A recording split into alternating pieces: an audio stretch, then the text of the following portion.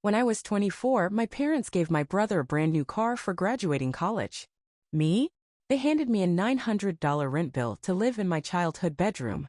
But the real betrayal came later when I found out they'd stolen my college fund. That night, I left a letter on the kitchen table: "Unless I want to be found, you won't find me." I disappeared at 4:11 a.m., and that's when everything started to unravel.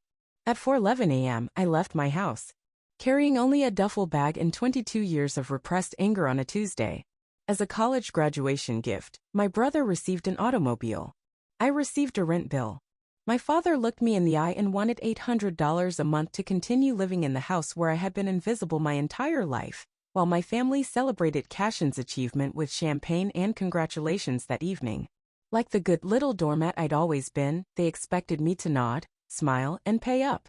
Rather of saying goodbye, I sent them a note that served as a receipt for everything they had stolen from me, and I disappeared before dawn. They believed they knew Kala Everhart, the unappreciated daughter, the disappointment to the family, the person who had always been, until she broke. They were going to find out that they had been completely mistaken. When my mother asked me to set the fine china for Sunday supper, I should have realized something was off. Christmas and when someone was going to receive bad news were the only two times the Hawthorne family utilized the fine china. At the age of 22, my world fell apart like an egg striking concrete. My name is Kala Everhart. However, the hairline fissures in what everyone thought was a flawless family portrait had been there for years. Reading between the lines was a skill that came with growing up in the Hawthorne home. Sterling, my father, used orders that were passed off as recommendations. Lillian, my mother, was an expert at saying everything without actually saying anything. And even though he made every mistake, my brother Cashin was the golden child who was impervious to wrongdoing. When I first realized how different Cashin and I were in our parents' eyes, I can still clearly recall it. I was 14 years old. Cashin was 16 years old. 3 streets away, he and his friends had slammed Dad's BMW into the Hendersons' mailbox while out for a joyride. Dad didn't yell at Cashin when he learned. "Why didn't you tell me he was planning this?" he asked, turning to face me with those icy gray eyes. "Did you not know?" I was unaware. As usual, I was working on my homework in my room. However, I somehow took responsibility for Cashin's error by failing to stop it. The first rule I was taught in the Hawthorne household was that everyone else was accountable for failing to stop Cashin when he made a mistake. The second thing I discovered was that appearances were more important than the truth.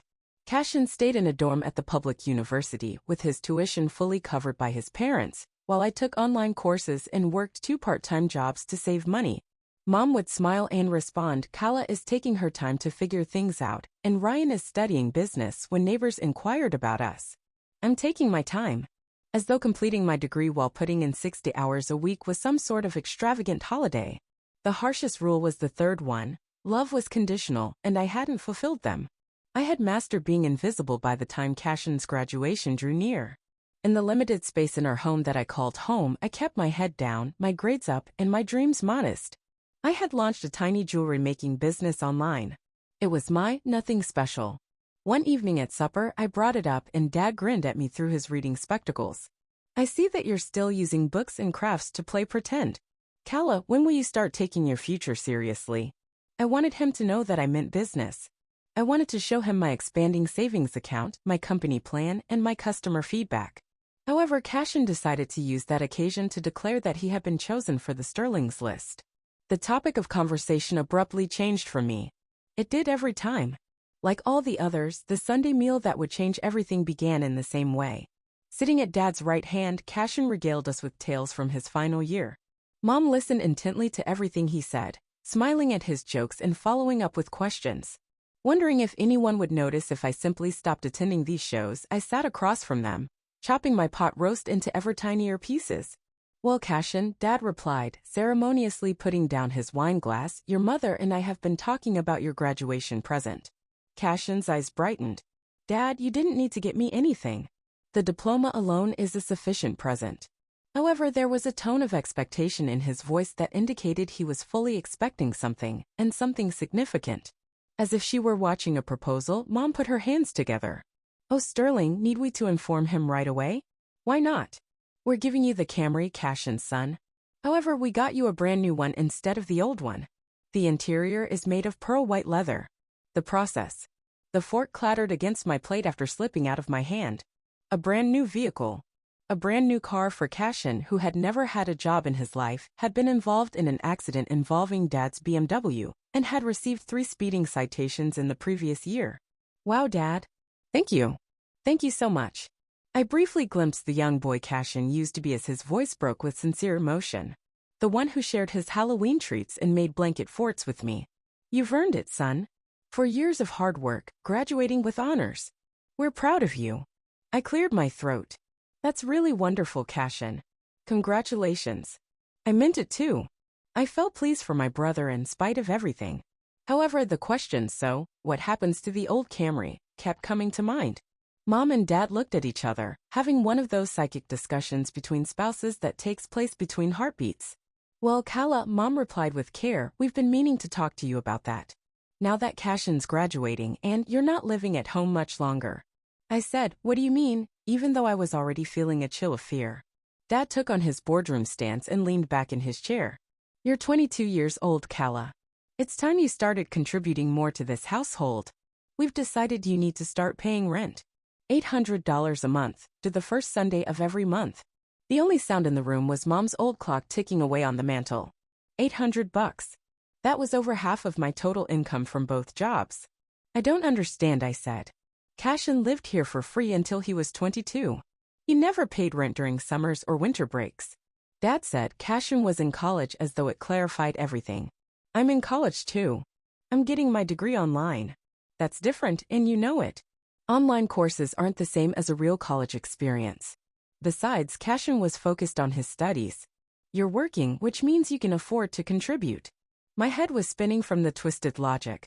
I was being penalized for attempting to succeed on my own without their assistance, for working and being accountable. I inquired, when do you need this to start? Next Sunday. First payment. Then he added, and Kala. This is how it's going to be, with that last edge in his voice that always signaled the end of the conversation.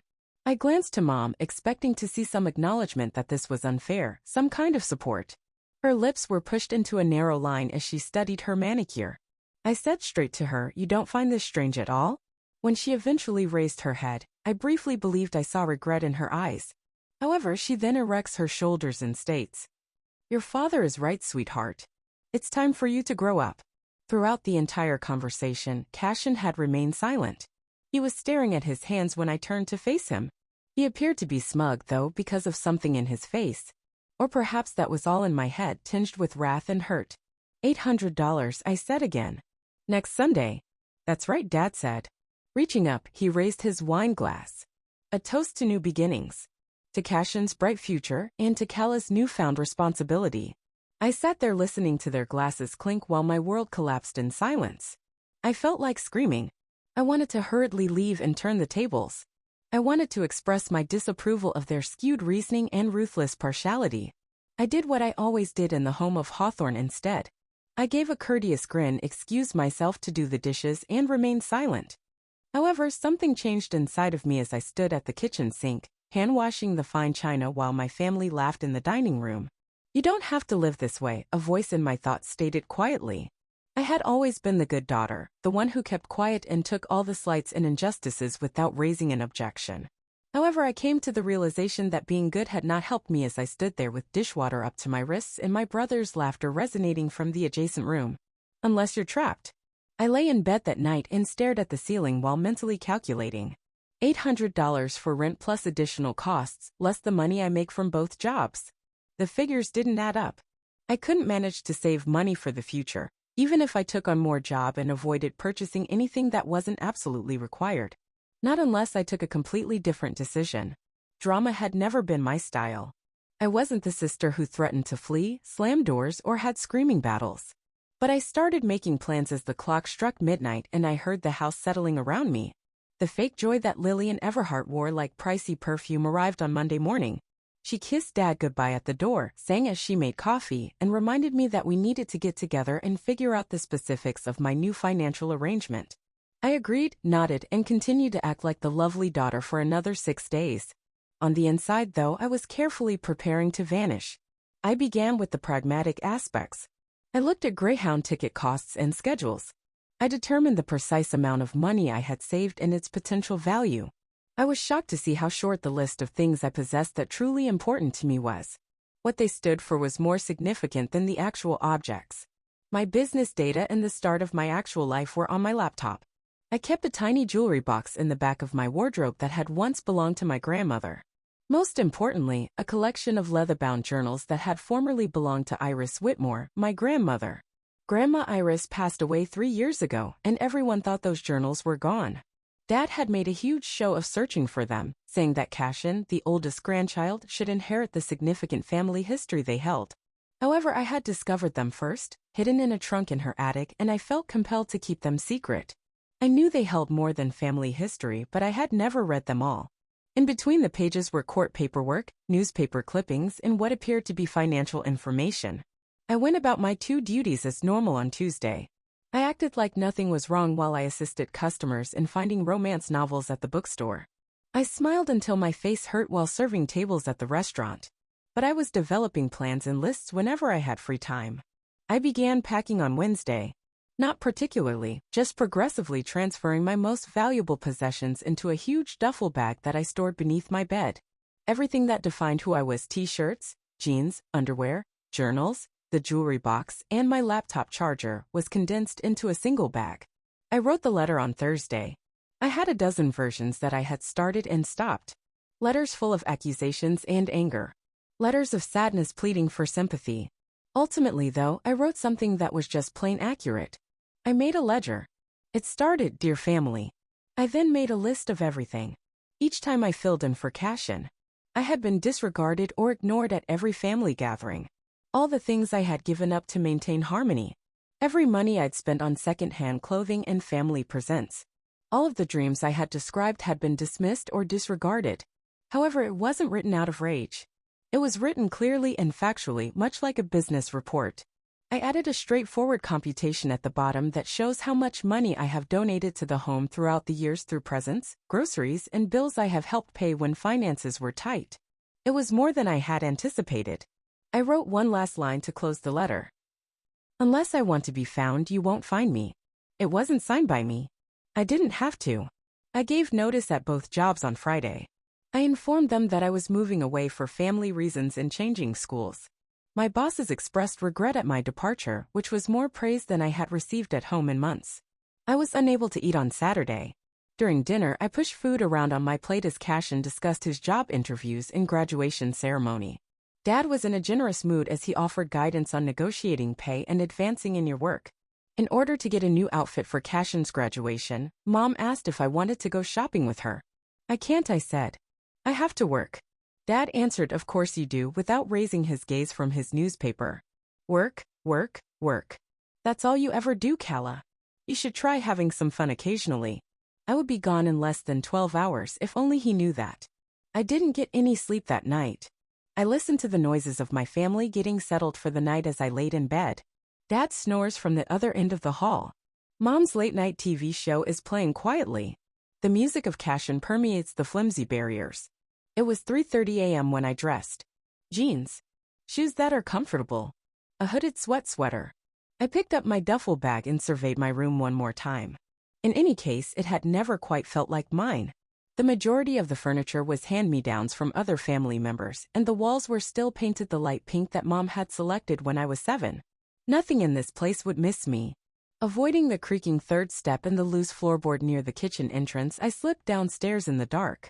I put my letter on the kitchen table so Mom might discover it with her morning coffee in the faint light from the street lamps. I never turned around after leaving through the front door.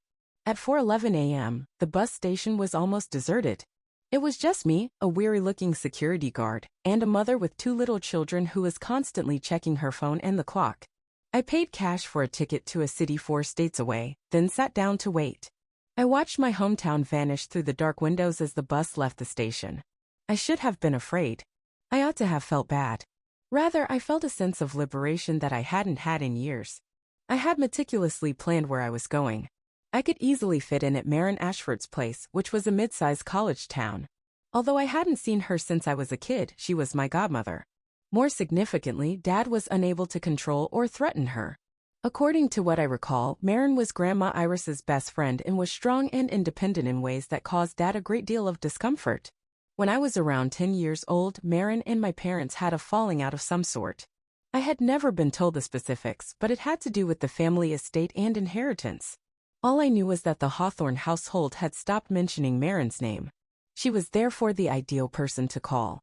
There were stops in minor towns whose names I didn't know during the 11-hour bus route. I leaned against the glass and watched the rolling fields as I fell into a fit of sleep. Around 6 o'clock, I switched on my phone long enough to send one text message. Kala Everhart is this person. I'm heading your way. When I get there, I'll elaborate. I then switched the phone off once more. The calls and texts from home were unavoidable and I didn't want to see them. Not quite yet. I hadn't told Marin which bus I was taking, but she was still waiting for me at the bus stop. She was older, yet she looked just like I recalled. Sharp blue eyes behind wire-rimmed spectacles, silver hair tucked back in a tidy bun, and a look that said she didn't take fools well. Kala was all she said. You look like hell. Hello, Marin. I'm sorry to show up like this. No, you're not. And you shouldn't be. Come on, let's get you home. Warm, crowded, and vibrant, Marin's home was everything the Hawthorns was not. It was brimming with art, literature, and plants that had been chosen for their love rather than their prestige. She waited until I was ready to speak before asking any questions while making me tea and toast.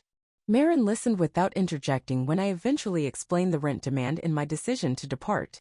She was silent for a while after I was done. Your father, she said, has always been a manipulative bastard. I'm sorry it took you this long to see it. You really don't like him, do you? Marin's chuckle was not a joyful one. Like him, child? I despised him from the moment he married your mother. But that's a story for another day. Right now you need to rest and figure out what comes next. She led me to a tiny bedroom on the second floor that smelled somewhat of lavender and was bright with sunlight.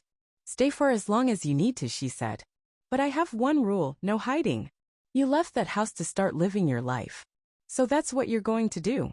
That afternoon I went to sleep and I didn't wake up until the following morning. I slept soundly and without dreams for the first time in years, as if I had nothing to fear. I went missing from the Hawthorne house 3 days later, but Marin accompanied me to the town square for coffee and what she described as a proper conversation about your future. The Book and Nook, a bookstore and cafe that combined the scents of old paper with cinnamon, was the name of the coffee shop. Everyone who worked there seemed to know Marin. In less than an hour, I was set up for a job interview with the proprietor, June, a kind-eyed woman with paint-splattered aprons. We need someone who can handle the register and help customers find what they're looking for, June said. It's not glamorous work, but it's honest. And we're like family here. Family. Since I had left home, the word had acquired new meanings. I noticed that this felt more like family than anything I had encountered in the Hawthorne house as I surveyed the welcoming store, where patrons were browsing calmly and staff members were chatting with one another without any problems. My grandmother's writings were spread out in front of me as I sat at Marin's kitchen table that evening while she prepared dinner. I had previously been scared to read them since I wasn't sure if I wanted to learn about any family secrets they might hold. However, time had allowed me to gain perspective and I was now prepared to face reality. Marin looked over my shoulder and asked, "Find anything interesting?" I'm not sure yet. There are a lot of financial documents mixed in with her regular entries. Bank statements, legal papers. Things I don't really understand. Marin dropped her wooden spoon and sat down next to me. May I? I shoved a diary in her direction. She carefully opened it, tracing my grandmother's fine calligraphy with her fingertips. Marin remarked, your grandmother was a careful record keeper. She documented everything, especially after your grandfather passed away. She stopped abruptly because she didn't trust him. What did you not trust? I inquired. For a minute, Marin remained silent as she considered what to say. Your father, Kala, was not trusted by your grandma. She had ample reason to never do so. Marin gave me new information about my family during the course of the following hour. My grandmother had grown more worried about Dad's influence over family decisions, and he had gradually taken control of the family's finances in real estate holdings. Dad had married Mom not out of love but because the Hawthorne name was powerful in business circles. Marin pulled a legal document out from between the diary pages and remarked, but this is the most important thing. It was a 3-year-old trust document. I recognized the official stamp and my grandmother's signature at the bottom, but I gasped when I saw the beneficiary's name. Rose Hawthorne, Kala. Me? I don't understand, I muttered. According to this, I turned 21 and inherited a significant trust fund, but I never got anything. Marin had a serious look on her face. Your father had the document changed, which is why. This trust was created especially for you by your grandma to guarantee your financial security. However, when I was in the hospital, Sterling was able to obtain a power of attorney, I concluded quietly. When I had my breakdown during senior year, I had spent 2 weeks in a psychiatric facility receiving the necessary assistance to stabilize my mental health during the darkest time of my life, when I was battling anxiety and despair while attempting to balance job and school. He redirected the trust funds using that power of attorney. It was theft legally, but he was so cunning that it appeared to be legal on paper. I gazed at the paper I was holding. How much money is at stake here? Enough to start a business, purchase a home, and pay for your college tuition. Your grandmother knew exactly what kind of man your father was, and she wanted to protect you from him, Marin added bitterly, enough to ensure you'd never have to depend on anyone else. I felt as though the room was spinning around me. All those years of working several jobs, saving money for textbooks and auto maintenance, and attending Dad's seminars on money management. And things could have been different if there had been money, my money. There's more, Marin whispered softly. She produced another document, a more recent one. I think your brother might have been involved too. I had signed the bottom of a college enrollment form. However, this was the first time I had ever seen this form. This authorized the transfer of education savings from your account to Cashin's tuition payments, Marin said. The signature looks like yours. But it's not mine. I studied the signature carefully. The loops were a little different, the pressure unequal, but otherwise it resembled my handwriting. Cashin used to practice copying my signature when we were kids, I recalled. He thought it was funny. Cashin understood that the betrayal went deeper than anything Dad had done, that he must have known he was spending money that was mine, money our grandmother had put aside expressly for my future. Marin grabbed my hand as she reached across the table. I apologize, my love. I am aware that this is a lot to take in. What am I able to do? I inquired. Is it possible to receive the money back? There may be. One of the attorneys I know focuses on these kind of issues. Ezra Calloway is his name. He has assisted other families in overcoming fraud and financial exploitation. However, it won't be simple or quick. I had trouble sleeping that night. I questioned whether I was lazy or unmotivated since I couldn't seem to get ahead financially, and I kept thinking about all the times I felt bad about not being able to contribute more to family costs. In actuality, I had been undermined from the start. But in addition to the hurt and rage, I also felt a sense of resolve. I had a definite foe for the first time in my life, not my own shortcomings nor misfortune, but intentional, well-thought-out theft. Marin took me to Ezra Calloway's office the following morning. He was younger than I thought he would be, perhaps in his early 40s, with graying temples and the kind of serene manner that instantly put you at ease. After looking over the papers, he informed me, cases like this are more common than you think, stating that family members who have power of attorney frequently misuse their position, particularly when there are substantial assets at stake. We have good documentation, which is good. Your grandmother was meticulous. What is the unfortunate news? I inquired. It will require time. Additionally, your family will not approve of it. Are you ready to defend yourself? I remembered Cashin's sneer at Sunday dinner when Dad had demanded rent money. I remembered Mom's passive-aggressive remarks and her ability to use any circumstance to make herself the victim. And I remembered Dad's chilly gray eyes and his gift for making others feel small. Let them fight, I referred to it. I'm not backing down this time. Ezra grinned.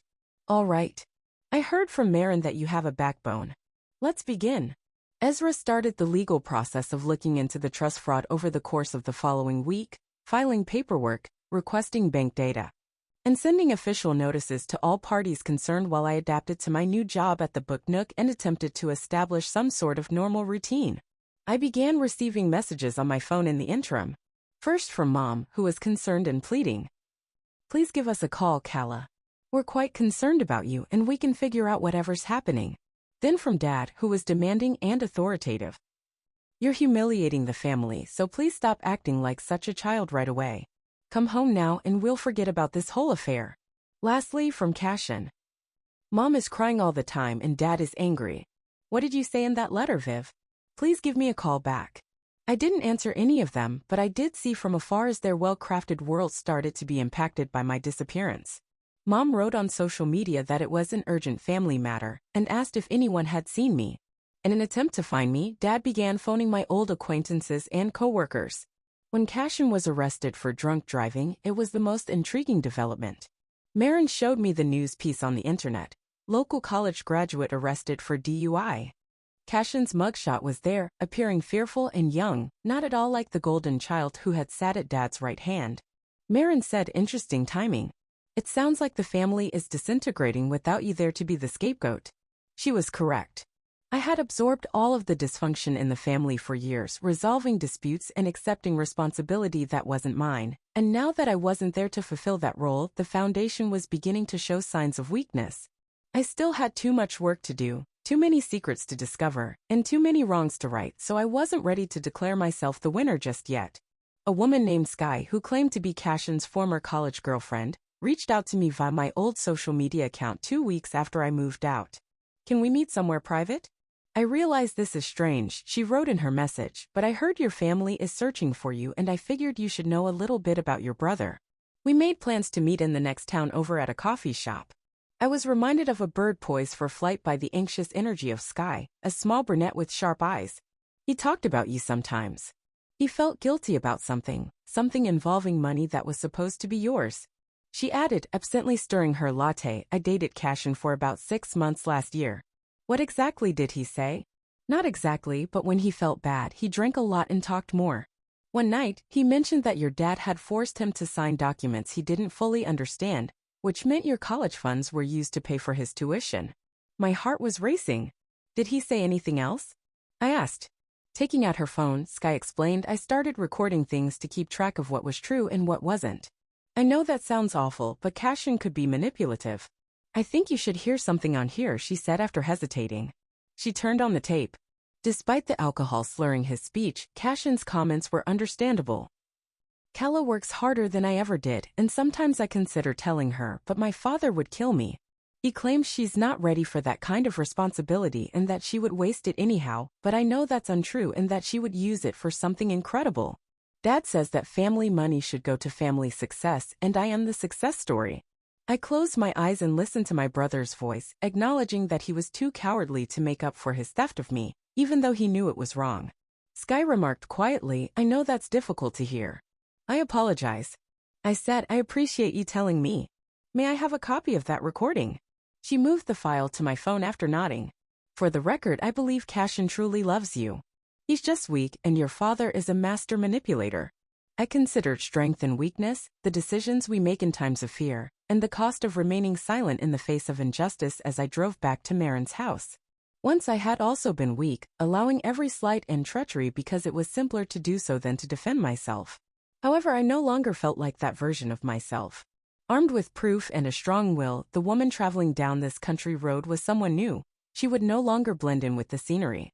Someone who was prepared to battle at last. It would all change when Ezra called 3 weeks after Sky gave me the recordings. A very nasty surprise was going to be delivered to Sterling Everhart, and the legal case had proceeded more quickly than anticipated. Ezra informed me over the phone, "I've filed the official complaint for trust fraud and financial abuse. Your father will be served papers this afternoon. The court has approved our request for asset freezing, pending investigation." I had to sit down on a stepladder to take in what he was saying because I was shelving books at the book nook when the phone arrived. It was unreal to watch the legal system take action on my behalf after years of feeling helpless. I questioned, "What exactly does that mean?" "It means that he will no longer be able to access the trust funds. He will not be allowed to make any more withdrawals or transfers, and he will have to appear in court to explain how he obtained power of attorney and why he diverted funds that were legally designated for you." That night, Marin and I sat on her front porch with glasses of iced tea, waiting while watching the sunset. We both knew that Sterling would respond to being served legal papers in a spectacular and swift way. The only question was how. When my phone called at 9:47 p.m. with a call from an unidentified local number, I knew the answer. "Miss Hawthorne, this is Officer Bradley from the County Sheriff's Office. Cashin Everhart is in our custody and he wants us to give you a call." I felt sick to my stomach. "What happened?" "He crashed his car through the front window of Morrison's Hardware downtown, causing DUI, possession of controlled narcotics, and destruction of public property. No one was hurt, but he wants to talk to his sister." In quiet, Marin took me to the county jail. Since leaving home, I had frequently dreamed of seeing Cashin again and confronting him about his actions. However, I had imagined it taking place when I was ready and on my terms. Not in this manner. Compared to my memory, Cashin appeared smaller. Wearing an orange jumpsuit that hung loosely on his body, he sat in the visiting room with his eyes red-rimmed and his hair unkempt. He wrinkled his face at the sight of me. Thank God, Viv. I had no idea who else I should call. I sat across from him at the metal table and inquired, where are Mom and Dad? Mom wanted to, but Dad wouldn't let her. I made my bed and now I have to lie in it, Dad said when he refused to come. They're fighting all the time now, ever since you left. And since those lawyers started calling, Cashin said in a raspy voice. Dad stole money that was rightfully mine, money that Grandma Iris left for my future, the lawyer said. I know, Cashin said, glancing down at his hands. Off where I sit, it appears that you have been content to profit off that theft for years. Do you really know, Cashin? He asked me, his eyes welling with tears. You think I wanted this? You think I wanted to live with the guilt of knowing that every meal in the dining hall, every textbook I purchased, and every semester of college was paid for with money that should have been yours? I looked for clues of dishonesty in my brother's face. All I saw, however, was fatigue and sincere regret. So why didn't you speak up or put an end to it? I told myself that if I worked hard enough, got good enough grades, became successful enough, then maybe I could make it right somehow. Because I was a coward. Because Dad made it seem like it was for the best. Like you weren't ready for that kind of responsibility. He used the back of his palm to wipe his nose. However, I was never able to make it right, and it became more difficult to tell the truth every day. I wanted to continue to be upset with him. But when I looked at my brother, truly looked at him, I could see that he had been trapped too, but in a different way, and anger seemed safer than the complex mixture of love, treachery, and sorrow that was sweeping over me. I never wanted the car, Viv. I didn't even want to go to college. I wanted to learn carpentry and maybe start my own construction company. But Dad had everything planned out. A corporate job, a business degree, and carrying on the family name. Every time I tried to protest, he said that he was investing a lot of money in my future. Investing money that wasn't his. How do you build a life on lies? I know that now. I've known it for a while. That's why I started drinking so much. That's why I couldn't hold down any of the jobs Dad got me. For a while, we sat in silence. I could see police cars coming and going in the parking lot through the small window, and I wondered how many families were likely having similar conversations, attempting to separate love from manipulation, truth from falsehoods. Now what? Cashin inquired. You and Dad both have to deal with the fallout from your decisions now. Are you going to be all right? I mean, do you have a place to live and enough money to make ends meet? In spite of everything, I nearly grinned. My brother was concerned about me even when he was sitting in jail in an orange jumpsuit. I have a job I love, friends who support me, and people who see my value, things I never had at home. I'm fine, Cashin. I'm better than fine, actually. I'm happy, he said. And he meant it, I could tell. I'm happy you managed to escape. I experienced something unexpected as I left the jail that evening, closure. It was the start of it, but not the end. Too much remained unsolved. Cashin was a weak person who made poor decisions and was now dealing with the fallout. He wasn't the villain I had imagined him to be. The true antagonist was still seated in the Hawthorne residence, most likely preparing his next move. Cashin's arrest was reported by the local media 2 days later. The son of a well-known businessman was arrested in a downtown incident.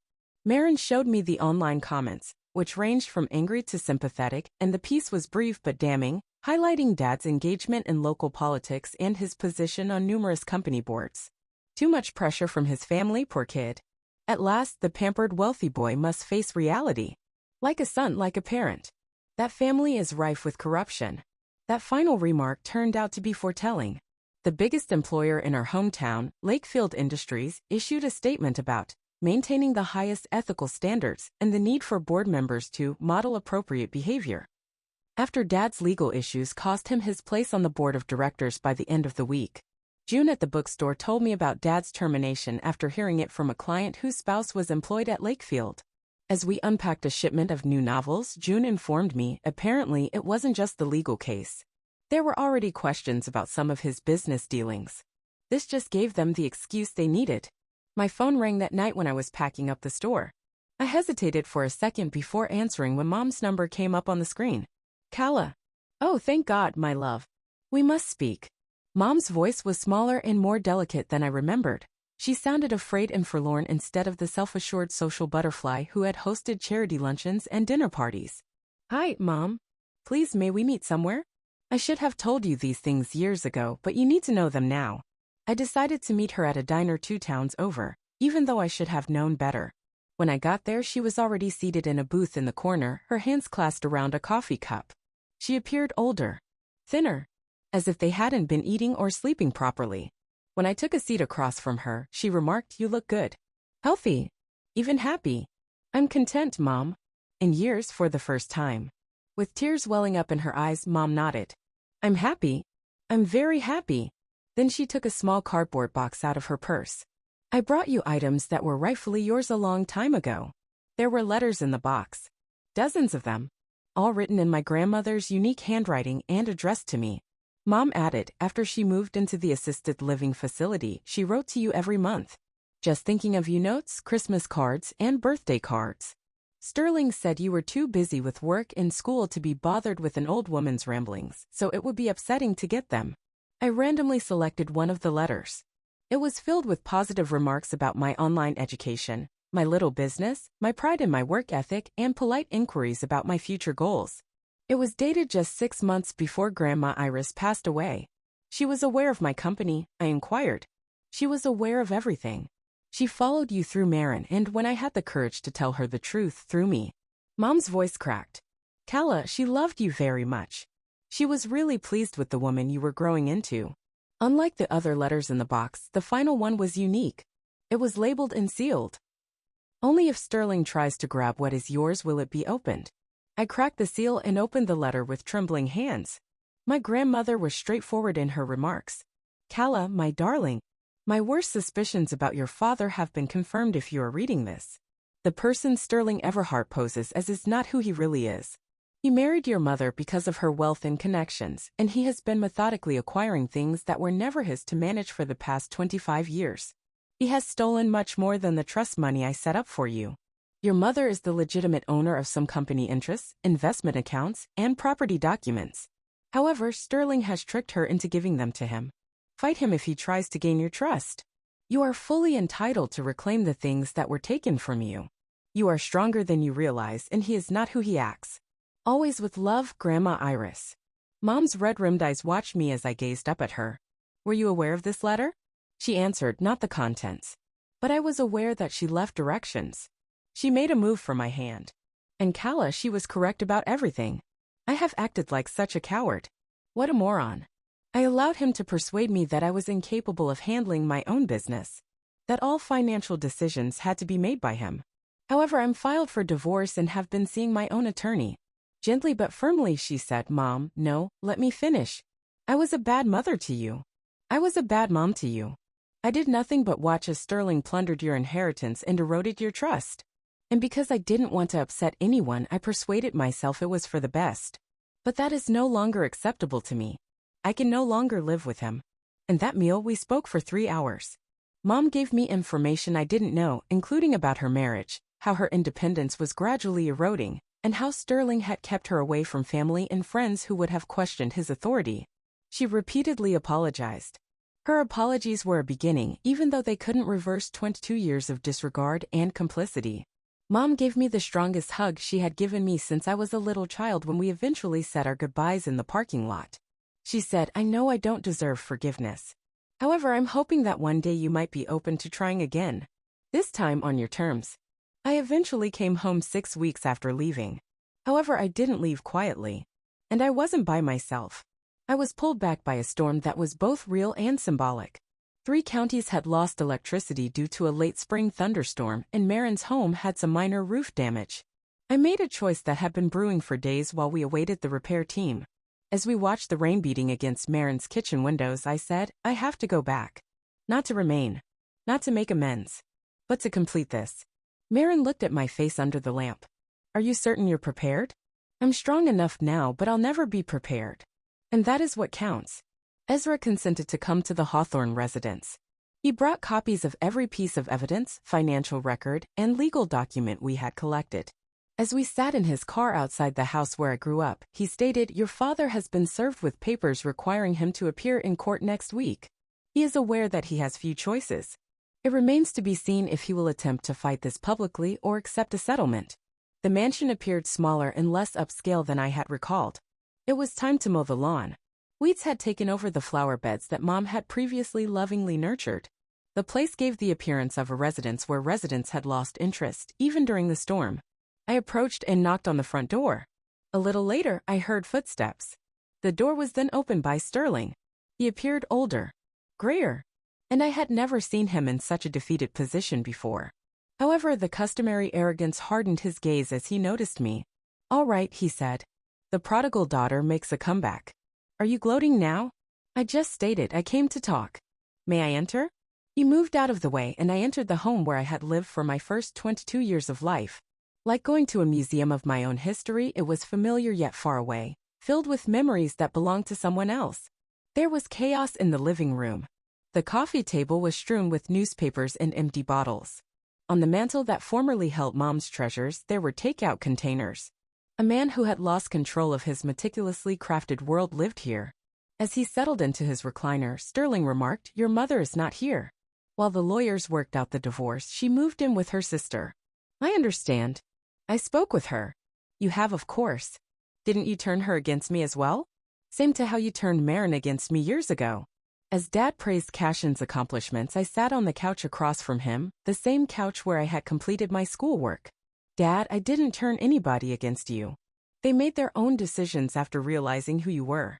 Do you believe that occurred? Do you believe that you are a hero in this tale?" "No," I replied.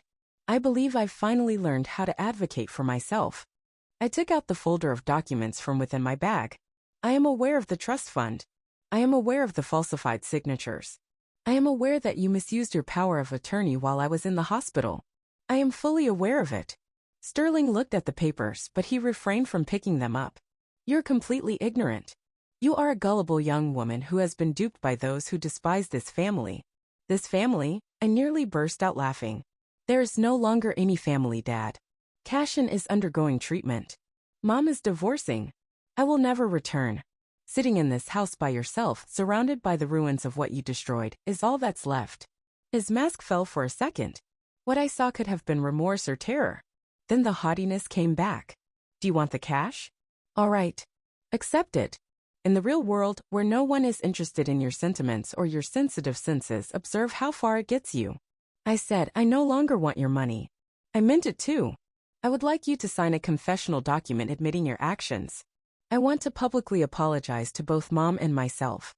I also want you to receive assistance, since it's still possible to change whatever led you to become this way."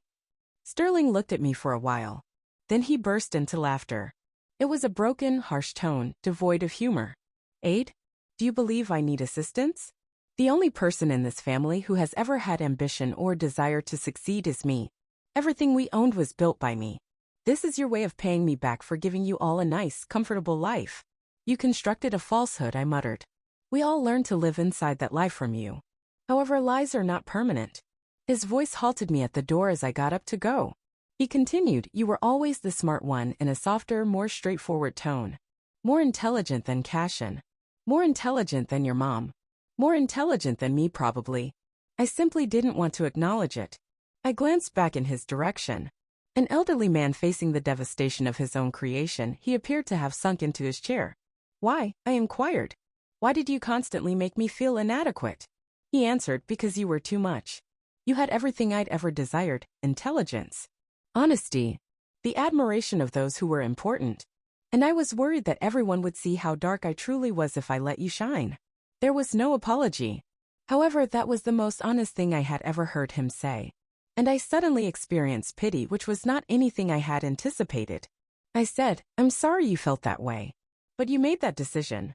You also have to deal with the fallout." He spoke again as I grabbed for the door handle. He said, "The house. I'm giving it to the downtown women's shelter. It was your mother's idea. Something positive should come from this location," she remarked. I gave a nod. "That's a wise decision." When I got out of the car, Marin was already there. My expression made it clear to her that the conversation had not gone as planned. "How are you feeling?" As we were driving away, she inquired. "Sad," I said. "And without charge." Sterling signed the deal 3 months later. He consented to community service in lieu of criminal prosecution, repaid the trust fund funds, and admitted the deception in writing. He also started going to therapy, although I wasn't sure if that would help. However, that was his path, not mine. 2 years later, I stood in front of 200 excited faces in a crowded public university auditorium. Behind me, the banner said, "Finding Your Voice, a workshop on emotional and financial independence." I introduced myself as Calla Everhart, and I want to share with you how I reconnected with myself after I vanished from my own life. The program was one of several I had created through the nonprofit I now managed, a counseling and legal aid center for young adults who had been emotionally or financially abused by family members. Together, Marin and I had started it, with June from the Book Nook serving as our volunteer coordinator and Ezra as our legal counsel. Second Chances is the name we gave it. And in just 2 years, we had assisted around 300 individuals in taking back their rights and lives. Naturally, my grandmother's trust fund provided the seed money. However, the organization's true foundation was based on the experiences of individuals just like me. Those who were informed they weren't worthy of financial investment. Those who had come to expect scraps rather than honor. Those in need of someone who had faith in their abilities. A young woman with tears in her eyes came up to me after the workshop. "I am grateful," she remarked. "Before I was even 18, my parents took out credit cards in my name and ruined my credit. I believed I would be stuck indefinitely. However, after hearing you speak, perhaps there is hope." I gave her a card with the details of our organization and reassured her that there was always hope. And there are those who will support you in defending your rights. These discussions took place following each workshop, each speech, and each time I told my tale. Every time I was reminded of the reasons the challenging road had been worthwhile. After 8 months out of treatment, Cashin was working as an apprentice carpenter in a town an hour away. Every few weeks, we had thoughtful phone discussions in which we both learned how to be siblings without the destructive relationships that characterized our early years. From rehab, he had written me a letter of sincere apologies, acknowledging the consequences of his decisions. Even though I told him it wasn't required, he had also established a repayment schedule to return the education funds he had utilized. "It's essential for me," he had declared. "Even if it takes me years, I must make it right." Mom was gradually regaining her independence after relocating to a modest apartment close to her sister. She had resumed her art studies, which she had stopped when she married Dad, and she went to therapy twice a week. Our relationship, which was based on cautious phone conversations and cautious in-person meetings, was still in its infancy. It was, however, the most honest it had ever been. The idea to donate the Hawthorne House to the women's shelter and convert it into transitional lodging for women fleeing violent relationships had come from her. None of us failed to notice the irony. However, it seemed like the proper form of justice. To be honest, I had no idea how Dad was doing.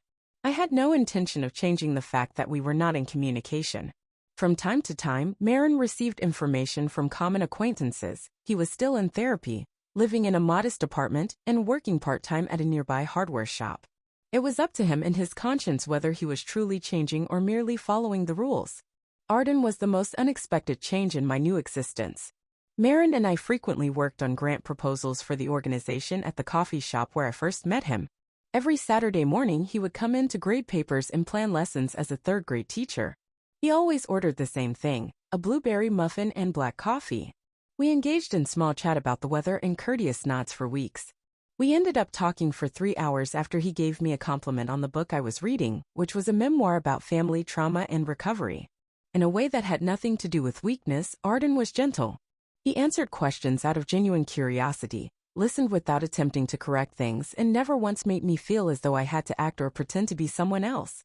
When he inquired about my family 6 months after we first started dating, I filled him in on everything.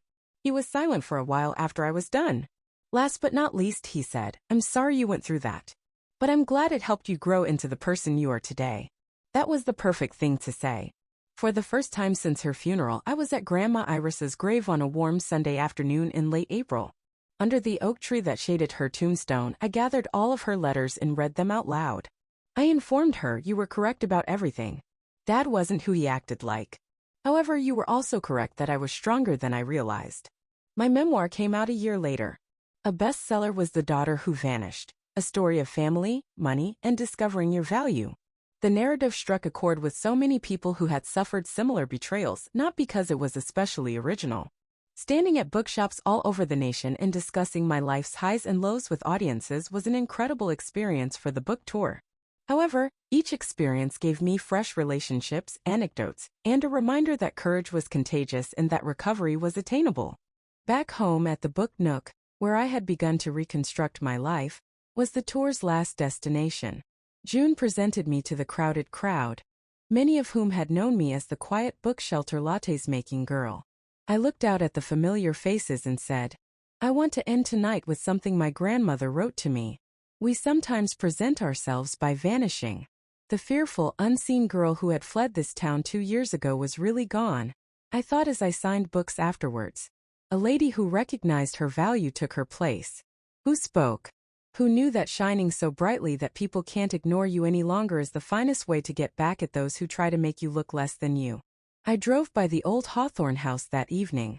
The object had been changed into something lovely. Each window has a warm light. The backyard is a playground. Colorful flower boxes in bloom. By the front door was a sign that said, Transitional Housing for Women and Children Iris House. Families were moving about inside when I parked across the street. Women who were beginning a new life. Youngsters who were discovering that houses may be secure environments. Knowing that her name was linked to healing rather than harm would have delighted my grandma. I remembered the letter I had left on the kitchen table the night I vanished as I drove home to the small house Arden and I shared, past the nonprofit office where we were changing lives one case at a time, and past the coffee shop where Marin and I planned our next expansion. Unless I want to be found, you won't find me. At the time, I had intended it as a threat, a means of keeping things under control when I felt helpless. However, it proved to be something completely else. A pledge to myself that I would never be forgotten, ignored, or underappreciated again. I had discovered who I was, and I was not going anywhere again. And that's the thing about real revenge. It's not loud or cruel. It's walking away with your head high, building a life that doesn't need their approval. Healing, growing, and choosing peace? That's power. If you're holding on to hurt, start by setting boundaries, focusing on your growth, and letting go with dignity. You deserve more than survival. You deserve joy. Now I want to hear from you. Have you ever had to walk away from betrayal or injustice? Drop your story in the comments. Let's create a space for truth, healing, and strength. What does living well mean to you?